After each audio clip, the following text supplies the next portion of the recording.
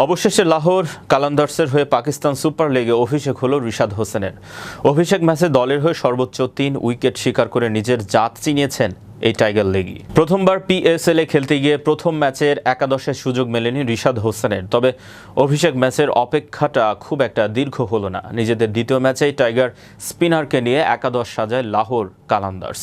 রিশাদ আস্থার প্রতিদানও দিয়েছেন দারুণভাবে। রোববার কোয়েটা গ্ল্যাডিয়েটর্সের বিপক্ষে ৭৯ রানের বড় জয় পেয়েছে লাহোর কালান্দার্স। PSL এ রিশাদের অভিষেক মঞ্চে ডেবু ক্যাপ পরিয়ে দেন লাহোর কালান্দার্সের অধিনায়ক শাহিন শাহ আফ্রিদি। ম্যাচে প্রথম ব্যাট করতে নেমে 6 উইকেট হারিয়ে ২১৯ রানের বড় সংগ্রহ পায় লাহোর।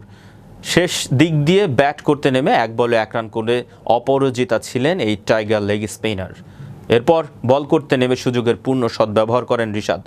৪ ওভারে বল করে ৩১ রান দিয়ে শিকার করেন ৩ উইকেট।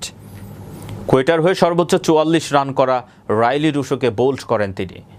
শেষ দিকে তুলে নেন মোহাম্মদ আলীর ও আবরার আহমেদের উইকেট। উল্লেখ্য, মঙ্গলবার ন্যাশনাল ব্যাংক স্টেডিয়ামে করাচি কিংসের মুখোমুখি হবে রিশাদের দল।